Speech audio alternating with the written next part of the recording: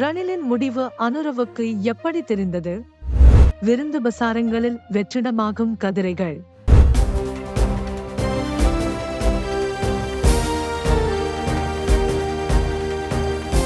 The leader දේශයට මග කියන ප්‍රවෘත්ති පෙළගැස්ම.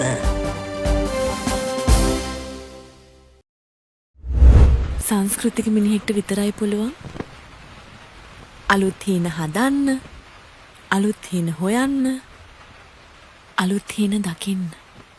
My red comrade. දිවයින පුරා සිනමා ශාලාවලදී ரணிலின் முடிவு அனுரவுக்கு எப்படி தெரிந்தது? நாம் அனைவரும் இப்போது வானிலை மாற்றத்தை உணர்ந்துள்ளோம். கடந்த சில காலமாக உச்சகட்ட வெப்பத்தை உணர்ந்த நாம் தற்போது சில நாட்களாக மழையுடனான வானிலையை அனுபவித்து வருகிறோம். தற்போது நமது நாட்டின் அரசியலும் காலநிலை போன்று மாறியிருக்கிறது. சில சமயம் வீட்டுக்குள் இருக்கக்கூட முடியாத அளவுக்கு வெயில் அடிக்கும் போது திடீரென சாரல் மழை பெய்யும். தற்போது பல மாவட்டங்களில் வெள்ள அபாயம் ஏற்பட்டுள்ளது. மேலும் நிலச்சரிவு அச்சுறுத்தல்களும் வந்துள்ளன. ராஜபக்ஷ குடும்பத்தின் நெருங்கிய உறவினராக உதயங்க வீரதுங்க கூறிய கருத்தால் கடந்த ஒரு சில நாட்களாக நாட்டுக்குள் அமைதி நிலைமையில் காணப்பட்ட அரசியல் களம் திடீரென பற்றியெறிய தொடங்கியிருக்கிறது. அடுத்த மாதம் பாராளுமன்றம் கலைக்கப்படுகிறது. மொட்டு கட்சியின் பிரதமர் வேட்பாளர் தம்மிக்க என்று கிரு டிவிக்கு அவர் தெரிவித்திருந்த கருத்து ஓரிரு மணித்தியாலங்களிலேயே வைரலாக தொடங்கியது.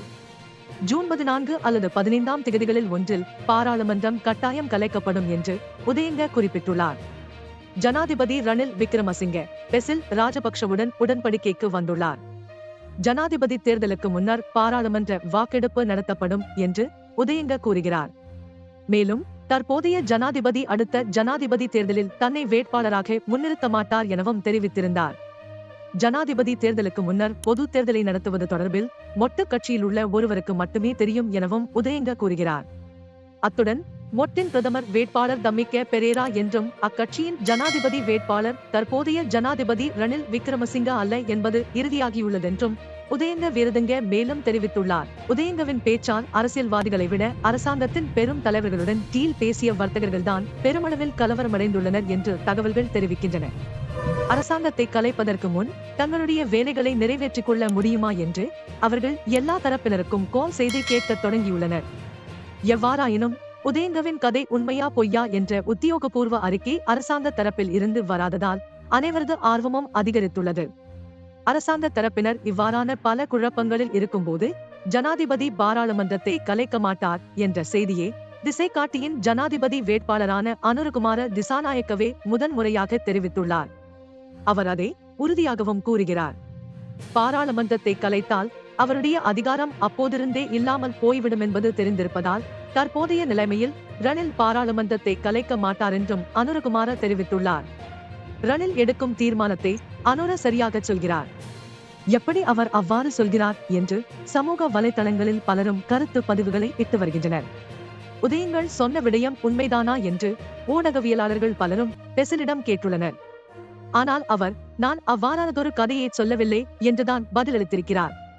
ஆனால் சிலர் உதயங்கவை வைத்து பெசில் கேம் ஆடுவதாகத்தான் கூறுகின்றனர். பெசிலுக்கு நெருக்கமான எம்பி ஒருவரிடம் இது பற்றி கேட்டபோது இவ்வாறு விளக்கினார். ஜனாதிபதி தேர்தலில் ரணில் வெற்றி பெற முடியுமா என்ற சந்தேகம் எமக்கு இருக்கிறது. அதனால் அந்த ரிஸ்கை எடுக்க வேண்டாம் என்று பெசில் ராஜபக்ஷவினால் ஜனாதிபதிக்கு யோசனை முன்வைக்கப்பட்டுள்ளது. பாராளுமன்றத்தை கலைக்க அரசியலமைப்பின் ஊடாக ஜனாதிபதிக்கு தற்போது அதிகாரம் உள்ளது. ஜனாதிபதி தேர்தலுக்கு முன்னர் பொது தேர்தல் ஒன்றை நடத்துவதற்கு போதிய கால அவகாசம் இருக்கிறது. பொது தேர்தல் ஒன்றுக்கு 52 நாட்கள் தான் தேவை. தற்போதைய நிலைமையில் பொது தேர்தல் ஒன்றை நடத்தினால் ஐதேக கூட்டணியும் நாங்களும் தனித்தனியாக போட்டியிட்டால் கூட மொத்தமாக 100 ஆசனங்களை பெற்றுக்கொள்ள முடியும். தேசிய அரசாங்கம் ஒன்றை அமைப்பதற்காக என்ஜிஓரை ஐமசவிலிருந்து எடுக்க ஜனாதிபதியால் முடியும். அத்துடன் பொது தேர்தல் முடிவுகள் வரும்போதும் ரணில்தான் ஜனாதிபதி. அதை மறக்க வேண்டாம். 94-களில் சந்திரிகாவுடன் அஸ்ரப் இணைந்ததால் சந்திரிகா தரப்புக்கு ஒரு எம்பி பதவி கூடியது. எதுவாயினும் பிரதமர் பதவிக்கு பிரச்சினை எழுந்தது. சிரிமாவோவா அல்லது சந்திரிகாவா என்ற பிரச்சினை எழுந்தது. ஆனால் சந்திரிகாவை தான் பிரதமராக்க வேண்டும் என்ற தீர்மானத்தை அப்போதைய ஜனாதிபதி டிபி விஜேதங்க எடுத்தார். இம்முறையும் அதே நிலைமைதான் ஏற்படும். பொதுத் தேர்தலின் பின்னர் பிரதமரை தீர்மானிக்கும் அதிகாரம் ஜனாதிபதிக்குத்தான் இருக்கிறது. அதனால்தான் பொதுத் தேர்தலை முதலில் நடத்தி தேசிய அரசாங்கம் ஒன்றை அமைப்போம் என்றும் அந்த தேசிய அரசாங்கத்தின் ஜனாதிபதி வேட்பாளராக ரணிலை களமிறங்குமாறும் பெசில் கூறுகிறார். அதுதான் கதை. பெசிலின் சகா அவ்வாறு விளக்கினார். இந்த தேர்தல் பிரச்சினை தொடர்பில் ஜனாதிபதி அலுவலகத்தைச் சேர்ந்த சிரேஷ்ட அதிகாரியொருவரிடம் கேட்டபோது அவர் இவ்வாறான கதை ஒன்றை கூறினார். ஜனாதிபதி தேர்தலில் யார் வெற்றி பெற்றாலும் தோற்றாலும் வெற்றி பெறுபவருக்கு நிலையான அரசாங்கம் ஒன்று இருப்பதுதான் நாட்டுக்கு நல்லதென்பதுதான் ஜனாதிபதியின் நிலைப்பாடாக இருக்கிறது. ஜனாதிபதி தேர்தலுக்கு முன்னர் பாராளுமன்றத்தை கலைத்து பொது தேர்தல் ஒன்றை நடத்தும் எண்ணம் ஒன்று ஜனாதிபதி விக்ரமசிங்கவுக்கும் ஒருபோதும் இல்லை என்று அவ்வதிகாரி கூறினார். அத்துடன் ஜனாதிபதியின் தேர்தல் பிரச்சார பணி பிரிட்டிஷ் நிறுவனம் ஒன்றுக்கு வழங்கப்பட்டுள்ளது. அவர்கள் வந்து பிரச்சாரத்தை டிசைன் செய்தும் முடித்துவிட்டனர். அத்துடன் ஜனாதிபதிக்கு தேவையான சட்டமூலங்கள் சிலவற்றை பாராளுமன்றத்தில் சமர்ப்பித்து ஜூலை மாதமளவில் அவற்றை நிறைவேற்றிக் கொள்ளவுள்ளார். அந்த சட்டமூலங்களை நிறைவேற்றிக் கொள்ளும் வரை பாராளுமன்றத்தை கலைக்க மாட்டார் என்பது உறுதி என்றும் அந்த அதிகாரி கூறினார். இதற்கிடையில் மொட்டு கட்சியின் சில தலைவர்களை தனது வீட்டுக்கு வரவழைத்துள்ள பெசில் புதிய நிலைமை தொடர்பில் விளக்கியுள்ளார். ஜனாதிபதி சொல்லும் வகையில் 15ஆம் திகதியன்று ஐமச எம்பிக்கள் 20 பேர் அரசாங்கத்துடன் இணைய உள்ளனர். பொன்சேகா போன்ற சிலர் ஐமசவிலிருந்து விலகி சுயாதீனமாக செயற்படவுள்ளனர். அவ்வாறான புதிய நிலைமையொன்று ஏற்பட்டால் ரணிலுக்கு அது சாதகமாக இருக்கும். ஆனால் நான் அவற்றை நம்ப மாட்டேன். ஜனாதிபதி சொல்வதைப் போன்று ஐமச எம்பிக்களை சேர்த்துக் கொள்வது வெற்றியளித்தால் மொட்டின் வேட்பாளரொருவரை நிறுத்துவது பற்றி நாம் மீண்டும் சிந்தித்து பார்க்க வேண்டும். எவ்வாறாயினும் முன்கூட்டியே தயாராகுமாறு தம்பிக்கவுக்கு நான் சொல்லியிருக்கிறேன் என்று பெசில் அப்போது கூறியுள்ளார். எவ்வாறாயினும் எதிர்காலத்தில் என்ன நடக்குமோ என்று பெசிலும் கொஞ்சம் குழப்பத்தில்தான் இருக்கிறாராம். இலங்கையில் அரசியலை நாம் ஏன் காலநிலையோடு ஒப்பிட்டோம் என்று இப்போது புரிகிறதா? உதயங்க தரப்பு என்ன கூறினாலும் தற்போதைய நிலைமையில் ஜனாதிபதி எடுக்கும் முடிவு மிகவும் தீர்மானமிக்கதாகும். விருப்பம் வெறுப்பு எதுவாயினும் ஜனாதிபதி ரணில் விக்ரமசிங்கவுக்கு இந்த தேர்தல் எல்லா வகையிலும் மிகவும் தீர்மானமிக்கதாகும். அதனால் யாருடைய ஆலோசனை கிடங்கவும் வேலை செய்வதை விட ஜனாதிபதியே சுயமாக சிந்தித்து தீர்மானம் எடுப்பதைத்தான் எதிர்காலத்தில் எதிர்பார்க்க வேண்டும். விருந்து பசாரங்களில் வெற்றிடமாகும் கதிரைகள். மரம் மாறி நின்று விளையாடும் விளையாட்டொன்று சிறுவர்கள் மத்தியில் பிரபலமாக இருந்தது. ஆனால் தற்கால சிறுவர்களுக்கு அந்த விளையாட்டுகள் பற்றி தெரியாது. இந்த விளையாட்டின் நவீன வீரர்களாக நம் நாட்டு அரசியல்வாதிகள் மாறியிருக்கிறார்கள். இந்நாட்களில் அரசியல்வாதிகள் தங்கள் அரசியல் வாழ்வியல் பிழைப்புக்கு சரியான அரசியல் மரத்தை தேர்ந்தெடுக்க கடுமையாக முயற்சி செய்கிறார்கள். முன்னதாக மாற்றிக்கொண்ட மரங்களை பார்த்து சில அரசியல்வாதிகள் இந்த நேரத்தில் எந்த மரத்தை சேர்ந்தவர்கள் என்பதையே மறந்துவிட்டார்கள். ஜனாதிபதி ரணில் விக்ரமசிங்க ஜனாதிபதி தேர்தலில் போட்டியிடுவது தொடர்பில் இன்னும் உத்தியோகபூர்வ அறிக்கை எதுவும் வெளியிட இயலவில்லை. எவ்வாறாயினும் ஜனாதிபதி தேர்தல் பிரச்சாரத்திற்காக கூடும் அரசியல் குழுவும் கடந்த வாரம் கூடியது.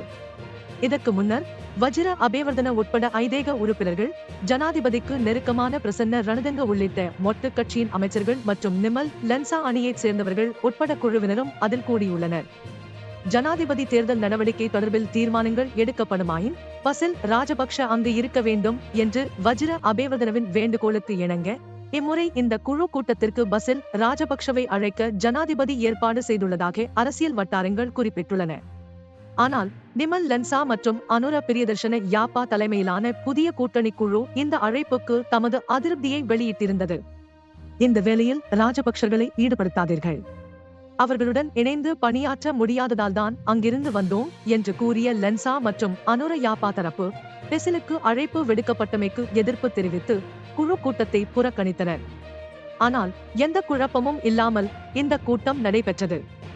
இதில் பசில் ராஜபக்ஷவும் கலந்து கொண்டார்.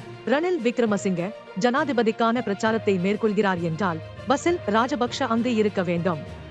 அவர் இல்லாமல் முடியாது என்று வஜிர அபேவர்தனவிடமிருந்து அவ்வாறானதொரு விடயம் வெளிப்பட்ட போது ஜனாதிபதி ரணில் விக்ரமசிங்க மற்றுமொரு அற்புதமான பிரேரணையை முன்வைத்துள்ளதாக வதந்திகள் தெரிவிக்கின்றன.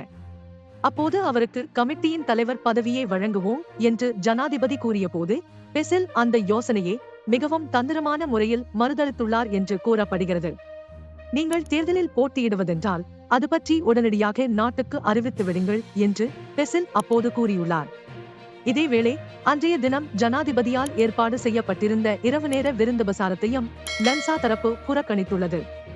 இந்த கூட்டத்துக்கு பின்னர் ஜனாதிபதியை சந்தித்துள்ள அனுர யாப்பா, நிமல் லன்சா மற்றும் துமிந்த திசாநாயக்க உள்ளிட்ட குழுவினர் ராஜபக்சர்களின் ஆதரவை நாடாமல் ஜனாதிபதி தேர்தலில் முன்னிலையாகுமாறு யோசனை முன்வைத்துள்ளனர். மொட்டு கட்சியிலிருந்து தம்மிக்கவோ அல்லது நாமலோ நிறுத்தப்பட்டால் ஐமச குழு ஒன்றையே ஜனாதிபதியின் ஆதரவுக்கு பெற முடியும் என்று அனுர யாப்பா கூறியுள்ளார். இந்த சம்பவங்களை பார்க்கும்போது அரசாங்கத்துக்குள்ளேயே இருக்கும் ராஜபக்ஷ எதிர்ப்பு தீவிரமாக இருப்பது புலனாகிறது. ஒரு காலத்தில் ராஜபக்சர்கள் இல்லாமல் இந்நாட்டில் அரசியலை பற்றி நினைத்து கூட பார்த்திருக்கிறாத தரப்பினர் தற்போது உக்கிர ராஜபக்ஷ விரோதிகளாக மாறியிருக்கின்றனர். எவ்வாறாயினும் இந்த நிலைமையை மாற்றி ஜனாதிபதி ரணிலின் பிரச்சாரம் எவ்வாறு செயற்பட போகிறது என்ற கேள்வி அரசியல் விமர்சகர்கள் மத்தியில் கூட எழுந்துள்ளது. ஆனால் அங்கும் பிளவுபற்ற கருத்துக்களே நிலவுகின்றன. ஒரு தரப்பினர் ராஜபக்சர்கள் வேண்டுமென்று கூறுகிறார்கள், இன்னொரு தரப்பினர் ராஜபக்சர்கள் இருப்பது ரணிலுக்கு பாதகம் என்றும் கூறுகின்றனர்.